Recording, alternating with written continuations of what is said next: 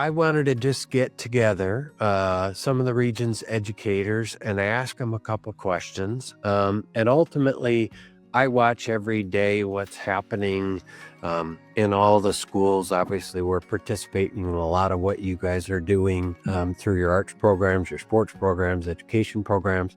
And I wanted to just highlight some of the best things that are going on, because I think there's often too much attention on some of the worst things that are transpiring. So our job is to be a little bit of a beacon of positivity for your kids and your teachers and your programs. And there's no better spokesman to speak on behalf of all your kids, your teachers, and your programs than you. So I'll kick it off with a very simple one. What's something about your students that continually makes you proud? And it could be something that specifically because they're bulldogs or brickies or whatever, or something that in your tenure you've really learned to admire above other things. I do think that as educators and in our school districts, we do a really great job of helping kids with identifying as a part of a larger family, if you would. To your point, whether you're bulldogs or ingots or whatever, and in my case, brickies, I think for me, the last several years, we've been doing something called the Excellent on Purpose. And and it has the acronym called BEOP, BEOP. And it's really caught on with people BEOPing each other. And so it's really kind of funny because it started off small where the adults were doing it, and now you see our students doing it.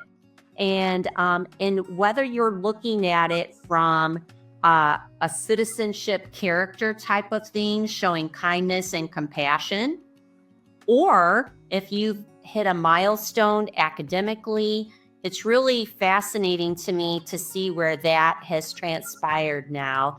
And we give out so many chocolate candy bars that say BEOP on it. We have our own logo now on a candy bar called BEOP. That's awesome. I want one of those. Yeah, and they're actually, the kids tell me they're pretty good. But the interesting part about it is that they're celebrating each other and they're celebrating their teachers. And I'll make a pit stop at one of the schools and I'm bringing in some of the awards to pass out, and they're actually clapping and cheering for each other. And it's really created this climate of positivity, very much like your newscasts are, that they're recognizing wonderful things about each other. What other people have told me that they love about the BEOP is that it's anywhere, anytime, and it's instantaneous. So you could be recognized for doing something excellent, being excellent on purpose, and it's recognized not at the end of the month, at the end of the week, or whatever. It's pretty instantaneous. And it's so crazy because I have people that they will literally ask me outside the district, what is a BEOP? And I say, it's being excellent on purpose. That's awesome. It's an awesome example of the tangible impact just being positive can be. One thing that we're very proud about our students, our Cardinal Nation, is the ability of them to be resilient. So we have had, unlike other schools, we've lived through a pandemic, we've lived through a number of changes in the community, and they face some difficult choices every day, but they're resilient.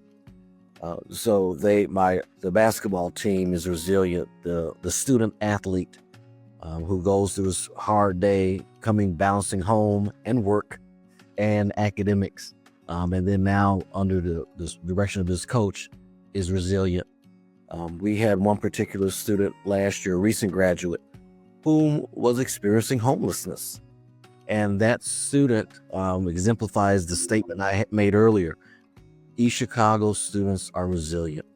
That student, despite experiencing those challenges, still graduated with his class, still was accepted into a four-year university in the state of Indiana, checks in with those mentors, those significant adults in his life to update them on how he's doing. and we continue to pour back into that young man. So I'm really proud about how resilient our students are. That's awesome. I guess if I could jump in here real quick, the thing that really impresses me the most about our students and what we're most proud of is they're very accepting. They're inclusive. They don't tend to ostracize anybody or any group. They accept all of our students. And we have a multi-ethnic group of students, and they're very much reaching out to each other, accepting each other, and really they have formed on their own the family of Edison Junior Senior High School and of our elementary schools, Lake Station schools. So we're very much a family. One quick example I want to share is recently we had a youngster that was in, I don't want to say crisis, but was not in a very good place. And this student needed some help, needed some support. And she was talking to her friends about her particular needs and the support that she needed. And right away, her friends felt very comfortable enough to go to our guidance counselor, to our principal, and say, hey, so-and-so, could you touch base with her? We're a little worried about her. And we were able to do that and give her the help, as well as her family, the support that they needed. And that would not have necessarily come to us as teachers or administrators had it not been for her friends wanting to get her the support that she needed. And that's a quick example of we're very much a family. We're very much inclusive. We don't discriminate our youngsters. We don't ostracize our students.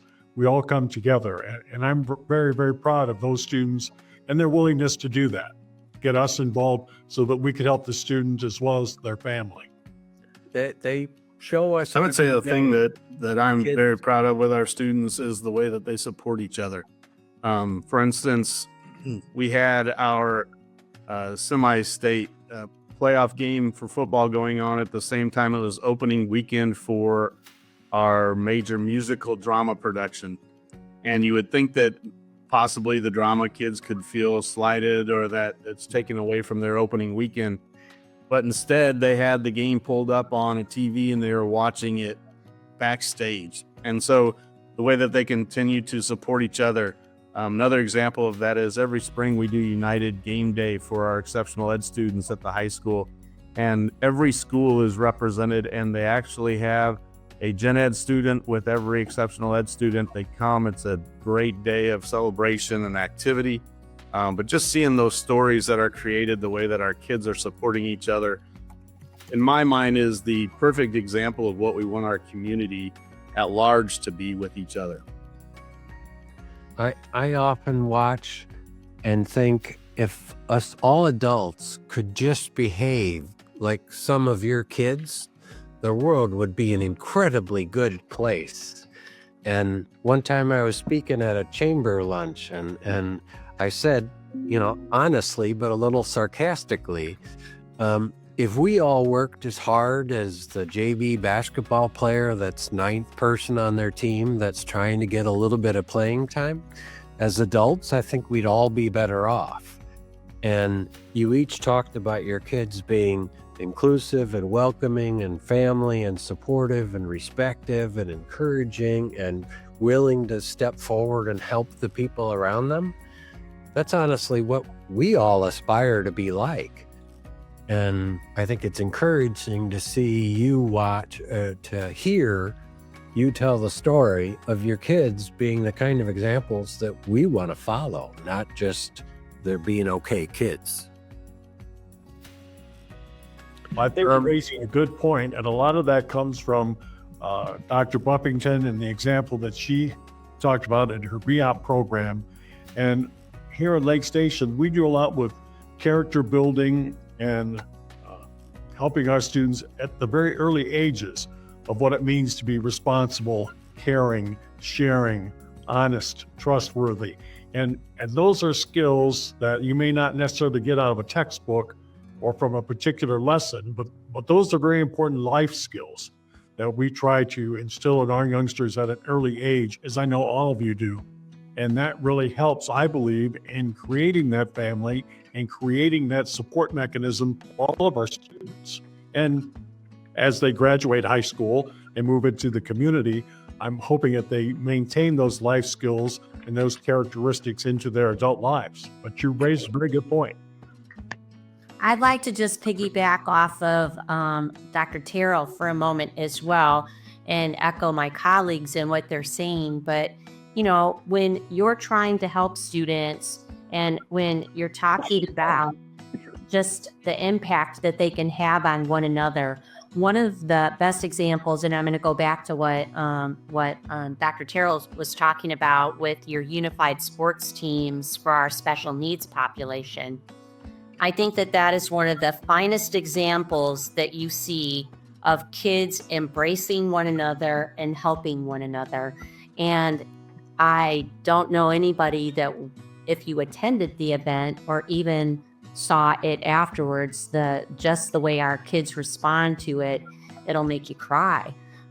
It truly will. I know, like our athletic director, we were recognizing them for being down at state last year. And I mean, all of us were choked up about it because you see the best in our students. You see those bricky buddies coming out that are, you know, they're just your regular gen ed student that wants to help a unified track runner be their best. And that program has grown, and just talking about the inclusiveness and making kids feel accepted and that they're honored, they're special. And you see that at every level. And I just know that my colleagues and I see inclusiveness as a very important thing in taking care of each other and teaching our kids to do that. And so I think that we are great examples to others on how to treat other people.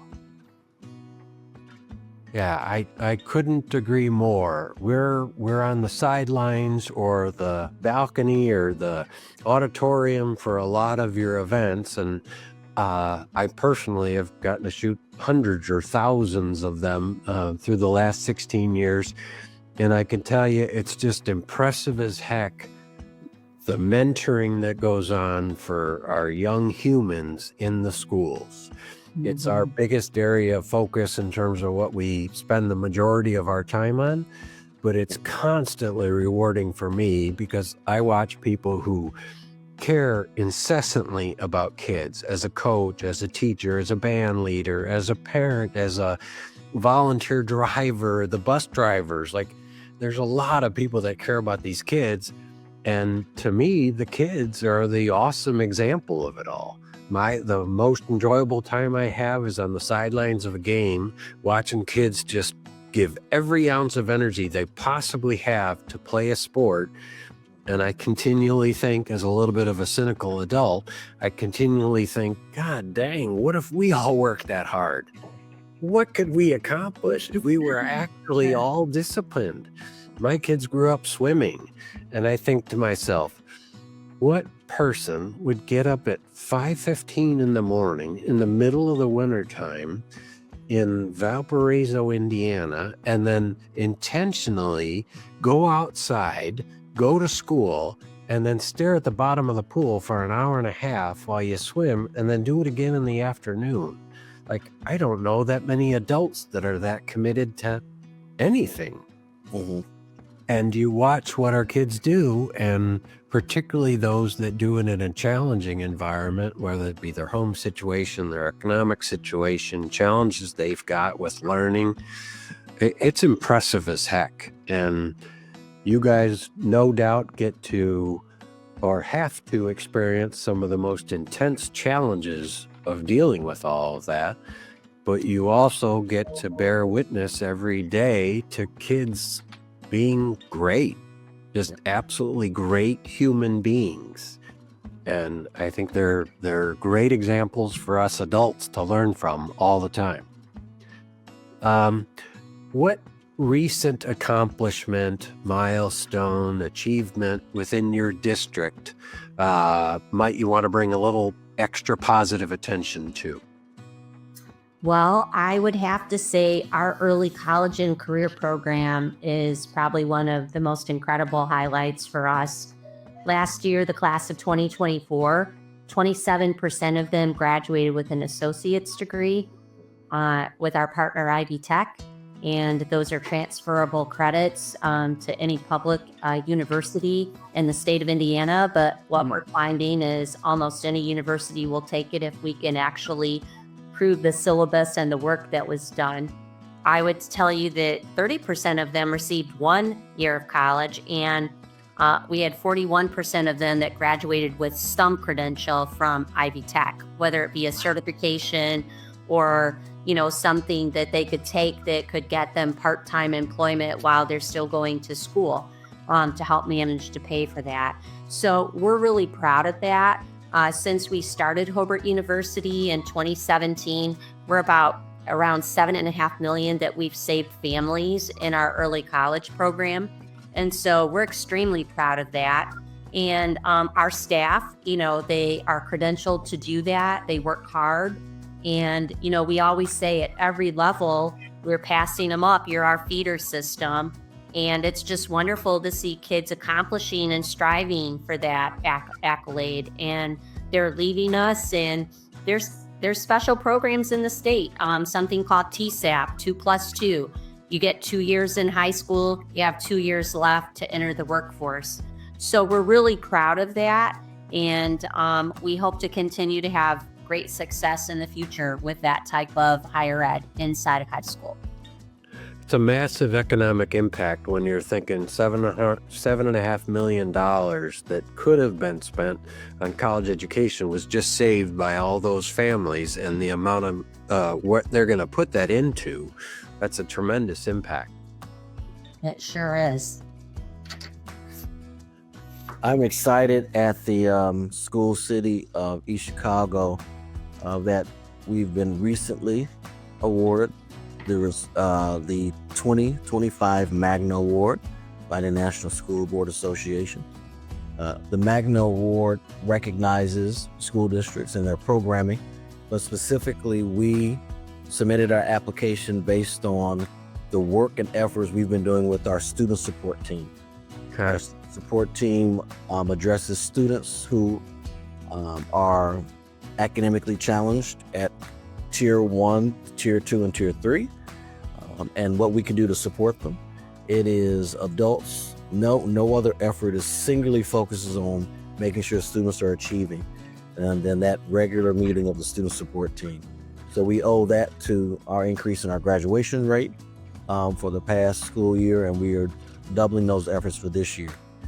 So that recognition of that nod from National School Board Association allows us to recognize those administrators, those leaders, and those teachers, counselors, deans who make up the student support team. It's a really involved group of stakeholders. Well, and it's committed work across all of them that leads to that happening. Absolutely.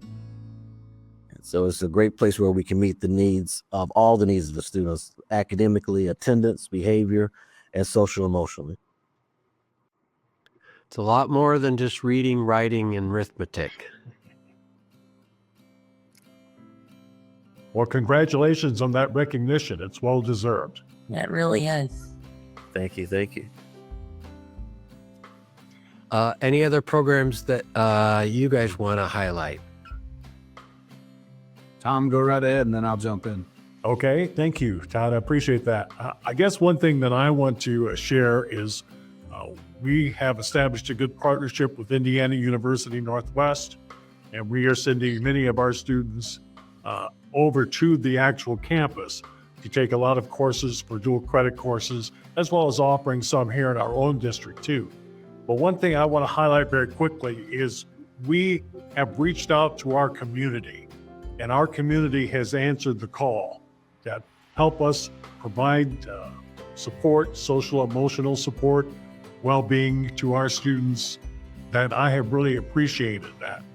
For example, a regional mental health has worked with us for the last couple of years, where we have been able to put counselors in our elementary schools and certified therapists in our schools, K-12, to help with our students, and that has really benefited a great deal for us. We've also had a very good partnership for several years now with Geminis, that they are coming into our schools and they're helping Lake Station establish the preschool program for those that are age 3 to 5. and we have those programs in both of our elementary schools. So one thing that I'm proud of is the outreach from our community and the community partners that we've been able to establish and work to provide additional support as well as additional educational opportunities for our students. It literally takes everybody involved. It really does. The adage that it takes a village to raise a child, that's not just a saying. It really does take all of us working together to help and support our students and our children. Absolutely. I would So jump how in about and yourself? say that similar to Peggy, as we talk about dual credit opportunities that we're all providing for our kids, we've taken a little different spin. We continue to look to expand that opportunity, but through our construction projects that we are just about done with, we were able to enlarge our elementary spaces to include a STEM classroom in every building of our elementary schools and make it part of our creative arts rotation. So this year, every elementary student every week is spending time in a STEM, science, technology, engineering, and math class. And the growth and the things that we're already seeing from them has just been an amazing thing. Watching kindergartners in there with technology and engineering and what they're doing. Use a couple different curriculums for that, but one of them is SAM Labs. And actually our students this first semester created the most projects in their STEM curriculum of any school corporation in the country. So just really thrilled to provide that opportunity for our kids, but more so is to see the way that our staff, our students have jumped on board with that and really made it something special and our spin on it here within Crown Point Schools. In each of your cases, it sounds like you're looking at best attributes of education, but also how to constantly update that and how to constantly bring that in line with what the kids of today need, because what we all grew up with in education isn't at all the same of what education is today. Tell me a little bit about ways you've used innovation to adapt. I know you guys in Hobart were recently on my favorite news program, actually, talking a little bit about innovation. When I watched that night and my wife and I were sitting there, I was like, I know these people. I know that. Right. Well, I don't think the world will ever be the same since that fall of 2022 when ChatGPT arrived on the scene, right? And looking at that whole technology innovation and how are you going to use that in education. And, our district embraced that with Sal Khan, who, everybody instantly was thinking plagiarism, cheating, how are kids going to learn today? And, we jumped right in when Sal Khan invited us to help pilot his program. And he literally put some guardrails on it so that, adults and educators could make sure that students weren't actually out there plagiarizing. But, AI is, with any type of technology, there's ethical digital citizenship that you have to teach kids. And so one of the exciting things for us with Sal Khan was that, we were told to break it, tell us where it's not going to be successful with kids just being out and the bot's going to give it the answer. And none of us wanted that. We wanted kids to be able to interact with it. And so one of the things that we've been able to accomplish with that is just to be able to help kids have an instant tutor that's free. And so can you imagine today's math and people struggling with it? And they go home and they have an instant tutor that's not going to give them the answer, but they're going to keep coaching them towards the answer.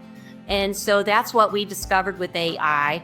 You can also just we look at it in two ways. It's a teaching assistant. It will instantly give you help with lesson plans, standards, assessments, rubrics, a lesson plan book, make it relevant. You could be a MacGyver, give me a lab. These are the 3 ingredients I have. It's pretty cool. But that tutor side is so important. One of the biggest innovations is the writing coach. And, a lot of kids struggle with the writing process, and now it's right in front of them. And it's almost like a person is right beside them, helping them through that process until their teacher gets around to them. And so it's pretty exciting to see that. I think one of the things, as Todd was mentioning, when you think of STEM, and in our environment, we're a Project Lead the Way school. We're one of the distinguished districts that have that title of, being a distinguished Project Lead the Way district. We have STEM in all of our schools. When you look at the computer science side of it, and you look at coding, you look at artificial intelligence, and you know that those are the careers for tomorrow, we can't be pulling back on AI and be worried about, are they cheating, are they plagiarizing, and are they not using it the way it's intended to be used. It's our job as educators to teach them how to use it properly, and their futures will be dependent on that. Who are the kids, the students that will be really great users of AI? And, when you start listening to the investments that are going to happen with AI in just the medical world, and how they believe that they will be able to create vaccines for cancer instantaneous. They believe that with COVID, we wouldn't have to worry about that vaccines will be instant. And so the future is in front of us with AI, and it's so exciting.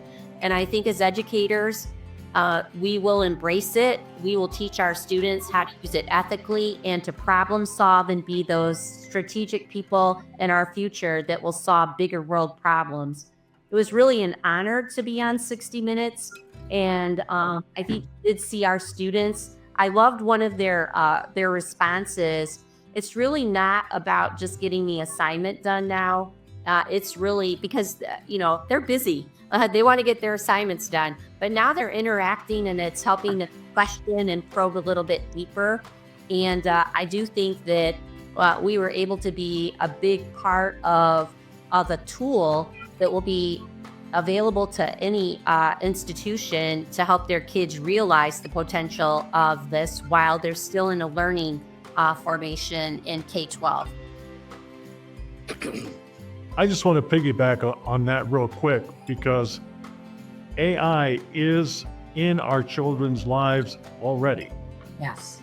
And we can put our heads in the sand and we can say, no, it's not existent. We don't need to work with that in our schools. We don't need to teach the ethnic use and the integrity use of AI, but it's there, and our students are learning it and they're currently using it.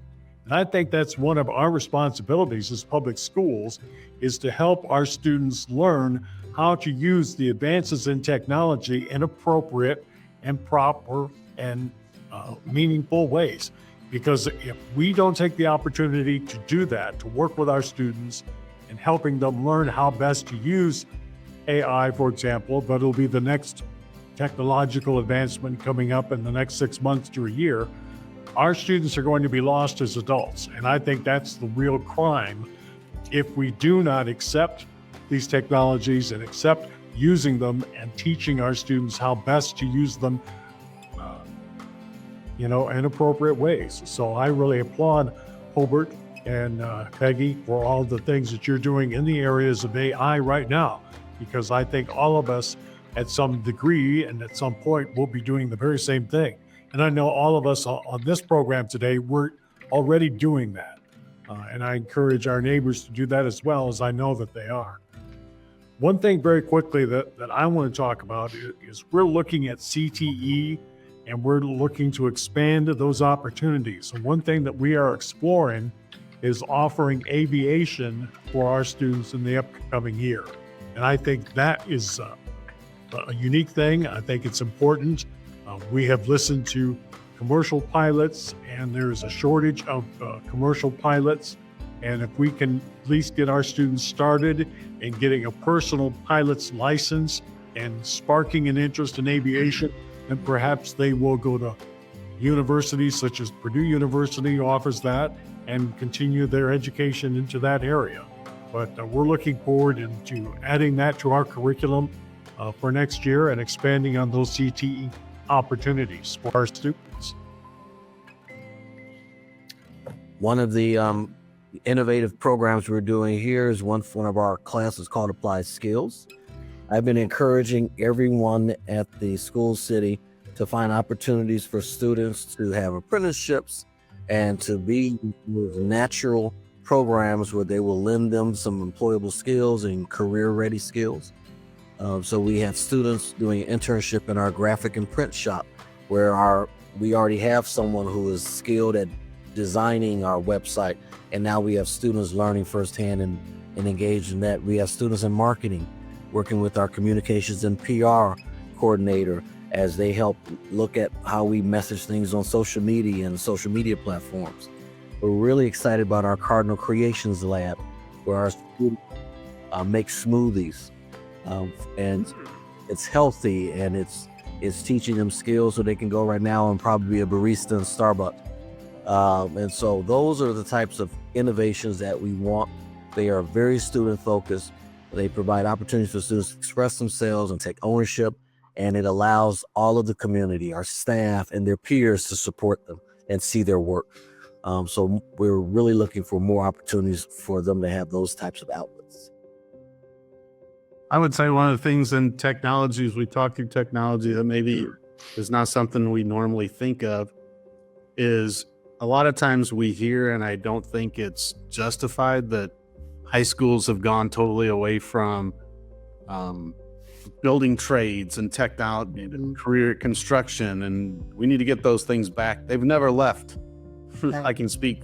They haven't left Crown Point High School. And so the technology and the opportunities we provide for our students with the CTE program that we have, and some of the higher end stuff, I mean, we're talking machining tools that cost $100,000 or more, and just the opportunities in robotics and engineering and construction trades and automotive that our kids have access to. The trades and education in our high school and the technology that has infiltrated those trades is alive and well in Northwest Indiana, and that could be repeated throughout, I'm sure, all the high schools that are represented here. And I think that's one of the things that we need to make sure that is understood by our communities at large, is that it's not all about just going to college. Not that we don't prepare kids to go to college, but it's also preparing kids to go into whatever area that they want to pursue. And that technology is a big piece of that, no matter what you're going to do. And I think that's one of the challenges, one of the burdens that we all face, is making sure that we continue to provide those technological advancements for those students as well. I want to piggyback off of Todd as well on that, because I mean, I think the trades do a very good job of hosting events to our students can go and say, is that something that I might want to do? And just a really great example, the ironworkers, you can go over in their program and spend a day, and is this really what you want to do? And of course, CTE is a huge part of construction, electrician, etc. But tempting them with those apprenticeships and working with the trades is so important to all of us. And to his point, it isn't all about early college. In high school, we want them to try out different things. And one of the things that is pretty well known, sometimes you just have to figure out what is it that I don't like, well, that you can move on to the thing that you really do like. And shout out to people that embrace their school districts to let kids come. For instance, St. Mary's is in my backyard, and the number of opportunities that our students have at the hospital is incredible. From EMT and the emergency program with CTE to them going over there doing rotations for healthcare, and just the certifications that are available through the healthcare system. And it is all about partnering in Northwest Indiana. The quality of life is dependent on all of that to figure out what they want to do in their future. One of the the attributes that I think is maybe less than 100% appreciated is, and if you think about AI being a good example, you're teaching an awful lot of kids the values of just being a good person.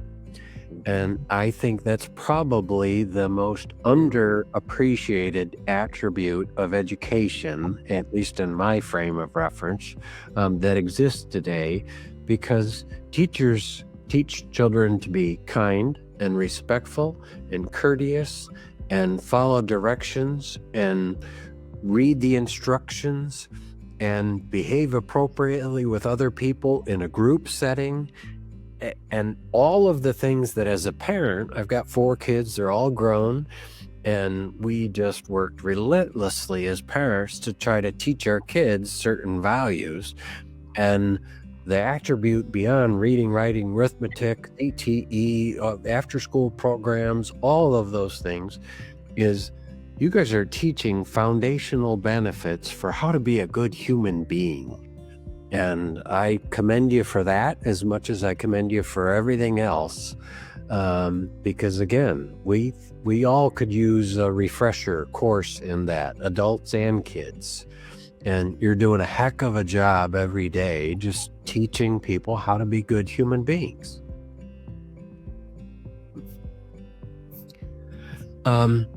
Last thing I would touch on is, tell me something that's unique or a tradition in your school year and your operation that people are always look forward to. What is a unique tradition that happens at your schools that you think everybody's excited about? Well, I think one of the obvious things would be for all of us would be graduation. There's nothing like it. But I'll try to go off script here and not make it just be about graduation, because I think ultimately for all of us, that it is the most rewarding day ever to see them walk across the stage, whether it's kindergarten graduation or your senior graduation, and just the pride that you see in people's families and the kids.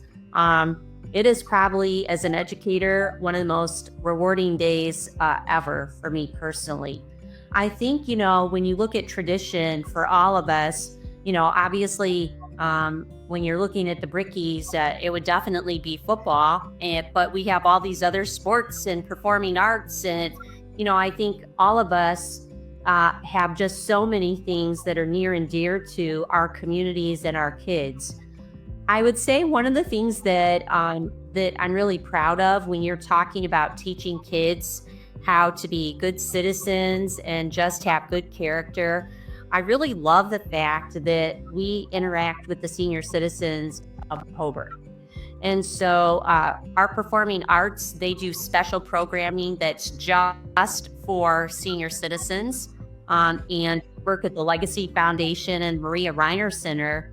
And they have performances in theater, band and orchestra, and our choirs. And we provide hors d'oeuvres and dinners for them with our Maria Reiner Legacy Grant. And we make them feel really special, and we interact with them. And it's important to me that kids see generationally that we're not that far apart, even though the world's a lot different. And I want them to be respectful of the people that have paved the way for them. And it's really so touching to watch them interact with senior citizens. One of the things that we just started doing with our senior citizens is at the Maria Reiner Center, which is all senior citizens in Hobart.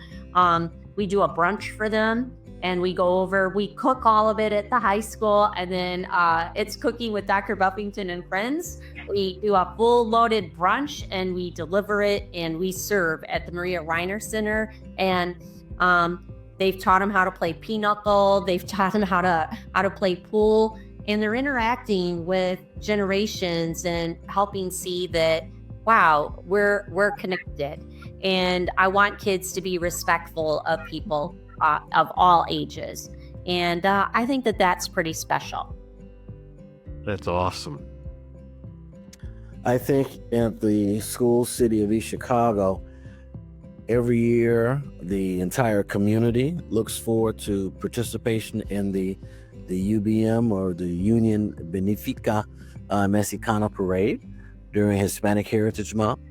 And it is a massive level participation event, not just our students who are showcased and marching in the band. It draws all of our staff. We have our principals out and other administrators. We even have the full participation of our school board of trustees in the parade as well. They look forward to engaging with the community, throwing candy out from the various floats and cars, walking and shaking hands. It's a great way. It gives us a lot of forward momentum at the beginning of the school year. We're looking forward to next year being even bigger and better. I have already told them, I said, we need bigger floats. Always pushing higher. Yes. Well, here at Lake Station, graduation really is the spring event of the year. And we all come out and we all look forward to it, and recognizing our students' achievements as they walk across the stage and receive that diploma. So that really is the spring event for us here at Lake Station. But one thing I wanted to share is we have been doing something for 53 years. And this will be the 54th year of our school district doing that particular event. And it's called the North American Games. And this is an elementary program where they participate in different types of relay races. In our high school, they do that once a year, and that brings out our community like you wouldn't believe. In fact, we have school board members that participated in the North American Games when they were students going through the Lake Station schools. And I, for one, was one of those students. I went through Lake Station schools. How did you do? We did pretty well. Our school did all right. But it's a competition between our elementary schools and doing those relay races and just promoting healthy activity, being active, getting out and exercising, and really instilling in those students the need for proper activity, physical activity in appropriate ways, and that they can do them in fun ways. So that has been going on for 53 years in our school district, and hopefully it will continue for many more. But that's kind of a tradition that we have in our school district that I appreciate you allowing me to share that with you. Well, I'm already making mental notes in my head to make sure Cami puts that one on our coverage schedule coming up for this year. So don't forget to pass along the specific day, because I want to be out there for that. Terrific. Well, we will certainly let you know all the details. Thank you. I concur. As we think about traditions in schools, graduation has to be one of the top ones. One of the things that we focus on here at Crown Point Schools is that not just our teachers are educators, but every staff member is an educator for our students, because they all make relationships, whether it's many times students, the first adult they see is that bus driver, or maybe it's the lady working in the cafeteria. And a lot of times it can be the last adult that they see. So we really talk about the fact that all of our people, all of our employees, all of our staff members are educators. And when we do Teacher Appreciation Week, it's Educator Appreciation Week, and we really try to celebrate that fact. But something that we started 3 years ago to help all of our educators connect to the graduation process was our grad walks in our elementary buildings. And so what we do is we take our students and our seniors, and 700, 750, whatever it may be, get them in their caps and gowns, and then we transport them back to their elementary schools and have them walk the halls, and the kindergartners all the way through graders are clapping for them and cheering and holding up signs. And first year we did that, we got a lot of emotions, a lot of teachers crying, but a lot of teachers and staff members were like, we don't know who they are. They don't even look like themselves. So we've added, now they all get name tags, and as they walk through the halls, people are like, oh my gosh, is that little Peggy? And it's just been really a great way to tie back that tradition, that ultimate celebration of the last 13, 14 years for some of them with preschool now. Being in our school corporation and seeing the impact that our people have had on them, but then so that our elementary teachers, our staff members can see that ultimately, while maybe they're teaching kindergarten, maybe they're teaching third grade, they still had a major impact on those students as they walk across that stage and head into the next phase of life. Yeah, I would say if, anyone watching the broadcast, if you haven't done that with your graduating class, it is so rewarding. And thank you for bringing that up, Todd, because truly, people at the schools, they might not recognize them, they might not, but it's such an accomplishment for all of our staff. And it is wonderful to see those kids being celebrated. And, it's also incentive for that elementary student in particular to say, that's going to be me someday.